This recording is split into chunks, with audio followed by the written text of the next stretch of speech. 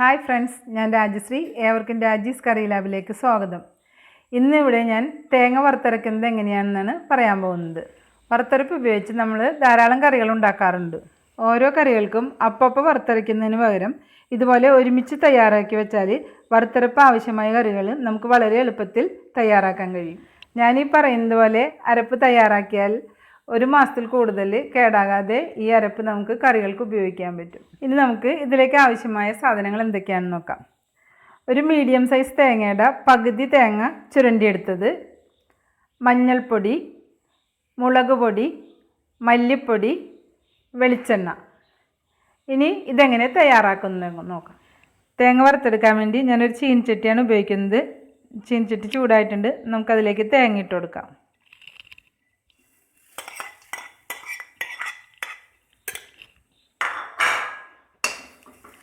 ഇത് കുറച്ച് നേരം നമുക്ക് ഇളക്കി കൊടുക്കാം.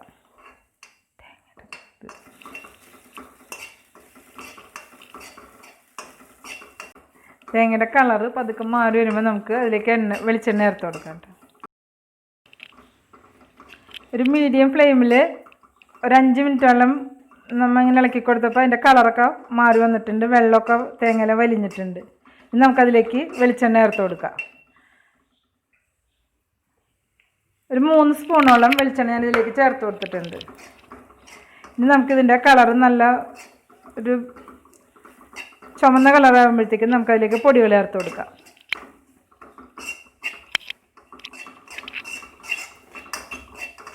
വെളിച്ചെണ്ണ ചേർത്ത് ഒരു ലോ ഫ്ലെയിമിലിട്ട് ഞാൻ ഒരു 5 മിനിറ്റോളം ഇളക്കി കൊടുത്തപ്പോൾ അതിൻ്റെ കളറൊക്കെ നല്ലോണം മാറി വന്നിട്ടുണ്ട്. ഇതിലേക്ക് നമുക്ക് മഞ്ഞൾപ്പൊടി ഇട്ട് കൊടുക്കാം. ചുമന്ന് ചെറുതായിട്ട് വന്നിട്ടുണ്ട്. 5 മിനിറ്റ് ആയിട്ടുണ്ട് കേട്ടോ, ലോ ഫ്ലെയിമിൽ. അപ്പോൾ ഞാനതിലേക്ക് മഞ്ഞൾപ്പൊടി ചേർത്ത് കൊടുക്കുന്നു. ഒരു 1/2 ടീസ്പൂൺ മഞ്ഞൾപ്പൊടി ചേർത്ത് കൊടുക്കാം. ഇതൊന്ന് നമുക്ക് മിക്സ് ചെയ്ത് കൊടുക്കാം. ഇതൊന്ന് നമുക്ക് മീഡിയം ഫ്ലെയിമിലേക്ക് മാറ്റാം കേട്ടോ.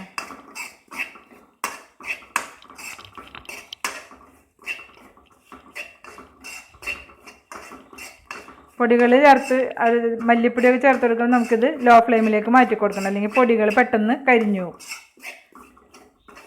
ഇതിപ്പം മഞ്ഞൾപ്പൊടി ഇട്ടതിന് ശേഷം മീഡിയം ഫ്ലെയിമിലേക്ക് ഞാൻ മാറ്റി കൊടുത്തിട്ടുണ്ട്. ഇതിപ്പോൾ മൊരിഞ്ഞൊടുങ്ങിയിട്ടുണ്ട്. നമുക്കിതിലേക്ക് പൊടികൾ ചേർത്ത് കൊടുക്കാം. ഇപ്പോൾ ഒരു 2 മിനിറ്റ് തന്നെ എടുത്തില്ല അങ്ങനെ ആവാനായിട്ട്. മീഡിയം ഫ്ലെയിമിൽ ലോ ഫ്ലെയിമിലേക്ക് മാറ്റിയാണ് നമുക്ക് പൊടികൾ ചേർത്ത് കൊടുക്കുക. ഇതിലേക്ക് മല്ലിപ്പൊടി 1 ടീസ്പൂൺ, നല്ലോണം നിറച്ചെടുക്കണം. ഇങ്ങനെ 3 ടീസ്പൂൺ വേണമെങ്കിൽ ചേർത്ത് കൊടുക്കാൻ. 1 ടീസ്പൂൺ കൂടി, 4 ടീസ്പൂൺ ഇതേപോലെ നിറച്ചെടുത്ത് ചേർത്ത് കൊടുത്തിട്ടുണ്ട് കേട്ടോ മല്ലിപ്പൊടി. അതൊന്ന് നന്നായിട്ട് ഇളക്കി കൊടുത്തിട്ട് അതിലേക്ക് നമുക്ക് മുളക് പൊടി ചേർത്ത് കൊടുക്കാം.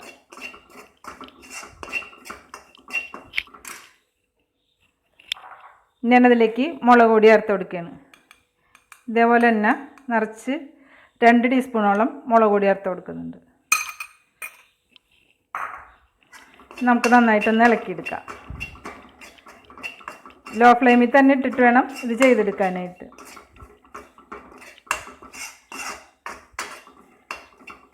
വെളിച്ചെണ്ണ പോരാന്നുണ്ടെങ്കിൽ ഇപ്പോൾ ഒഴിച്ചു കൊടുക്കണം.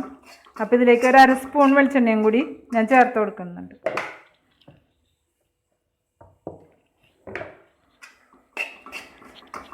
ഒരു 3/4 ടീസ്പൂണോളം ചേർത്തിട്ടുണ്ട് കേട്ടോ. വെളിച്ചെണ്ണ ഉണ്ടെങ്കിലാണ് ഇത് നമുക്ക് നന്നായി അരിഞ്ഞ് കിട്ടുള്ളൂ പെട്ടെന്ന്. അതുകൊണ്ടാണ് വെളിച്ചെണ്ണ കൂടുതൽ ചേർത്ത് കൊടുത്തത്. അപ്പോൾ ഇപ്പോൾ 3/4 ടീസ്പൂണോളം വെളിച്ചെണ്ണ ഞാൻ ചേർത്ത് കൊടുത്തിട്ടുണ്ട്. ലോ ഫ്ലെയിമിലിട്ട് തന്നെ നമുക്കതൊന്ന് മൂപ്പിച്ചെടുക്കാം. പൊടികൾ നന്നായിട്ട് മൊരിഞ്ഞില്ല എന്നുണ്ടെങ്കിൽ അരയ്ക്കുമ്പോൾ അത് അരയില്ല. അതുകൊണ്ടാണ് നന്നായിട്ട് മൊരിഞ്ഞെടുക്കണം എന്ന് പറയുന്നത് കേട്ടോ. പൊടികളൊക്കെ മൊരിഞ്ഞ് ഒടുങ്ങിയിട്ടുണ്ട്. ഇപ്പോൾ ഒരു 3 മിനിറ്റോളം ഞാനത് പൊടികളൊക്കെ ചേർത്തിട്ട് ഇളക്കി കൊടുത്തിട്ടുണ്ട് ലോ ഫ്ലെയിമിൽ. അപ്പോൾ അത് മൊരിഞ്ഞിട്ടുണ്ട്. നമുക്കിനി സ്റ്റൗ ഓഫ് ചെയ്ത് കൊടുക്കാം. ഇനി ചീനച്ചട്ടിയിലെ ചൂടുകൊണ്ട് കുറച്ച് നേരം അതൊന്ന് മൊരിയും. അപ്പോൾ ഓഫ് ചെയ്തിട്ട് ഇതേപോലെ ഇളക്കി കൊടുക്കണം കുറച്ച് നേരം, ആ ചൂടൊന്ന് ആറുന്നത് വരെ, അല്ലെങ്കിൽ ഇത് കരിഞ്ഞു പോകും.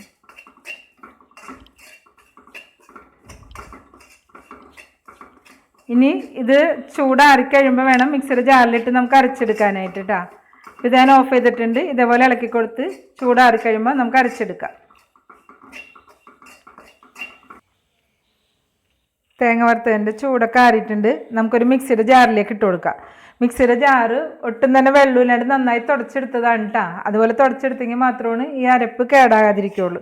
അതുകൊണ്ട് നന്നായി തുടച്ചിട്ട് വേണം ജാറിലേക്ക് അത് ഇട്ട് കൊടുക്കാൻ. വെള്ളത്തിൻ്റെ ഒട്ടും അംശം പാടില്ല. നമ്മൾ വെള്ളം ചേർക്കാതെയാണ് ഇത് അരച്ചെടുക്കുന്നത്. അതുകൊണ്ട് ഒട്ടും വെള്ളം ഇല്ലാത്ത ഇതിലേക്ക് ഇട്ട് കൊടുക്കണം.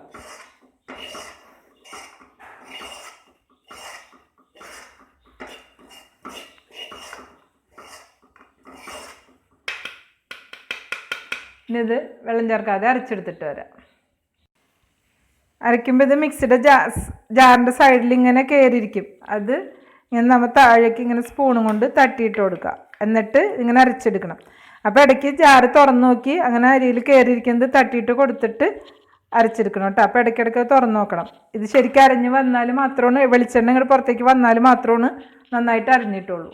അതുവരെ ഇങ്ങനെ സൈഡിൽ കയറിയിരിക്കുള്ളൂ. അങ്ങനെ നമ്മളുടെ അരപ്പ് റെഡി ആയി കഴിഞ്ഞു. ഇതിൽ ഞാൻ വെളിച്ചെണ്ണ മാത്രം ചേർത്താണ് അരച്ചെടുത്തേക്കുന്നത്. ഒട്ടും തന്നെ വെള്ളം ചേർത്തിട്ടില്ല. അങ്ങനെ വെള്ളം ചേർത്താൽ ഇത്രയും ഫൈനായിട്ട് അരഞ്ഞും കിട്ടില്ല. നമുക്കിത് പിന്നീട് ഉപയോഗിക്കാൻ വേണ്ടി സൂക്ഷിച്ച് വെക്കാനും പറ്റില്ല. പെട്ടെന്ന് തന്നെ ഇത് കേടായിപ്പോവും. ഇങ്ങനെ വെള്ളം ചേർക്കാതെ അരച്ചെടുത്താൽ മാത്രമേ നമുക്കിത് സൂക്ഷിച്ച് പിന്നീട് ഉപയോഗിക്കാൻ പറ്റുള്ളൂ. അതുകൊണ്ട് അതെല്ലാവരും പ്രത്യേകം ശ്രദ്ധിക്കണം. ഒട്ടും തന്നെ വെള്ളം ചേർക്കാൻ പാടില്ല ഇതിലേക്ക്. അപ്പോൾ എല്ലാവരും ഇതുപോലെ വെള്ളം ചേർക്കാതെ അരച്ചെടുക്കാൻ പ്രത്യേകം ശ്രദ്ധിക്കണം. അങ്ങനെ ചെയ്തെങ്കിൽ മാത്രമാണ് ഞാൻ പറഞ്ഞതുപോലെ ഇത് 1 മാസത്തോളം കേടാകാതെ നമുക്ക് കറികൾക്ക് ഉപയോഗിക്കാൻ പറ്റുള്ളൂ. എല്ലാവരും ഇത് ട്രൈ ചെയ്ത് നോക്കി നിങ്ങളുടെ അഭിപ്രായങ്ങൾ പറയാം. ഇഷ്ടമായാൽ വീഡിയോ ലൈക്ക് ചെയ്യാനും ചാനൽ സബ്സ്ക്രൈബ് ചെയ്യാനും മറക്കരുത്. ഒരു വെറൈറ്റി ഡിഷുമായി നമുക്ക് അടുത്ത വീഡിയോയിൽ കാണാം.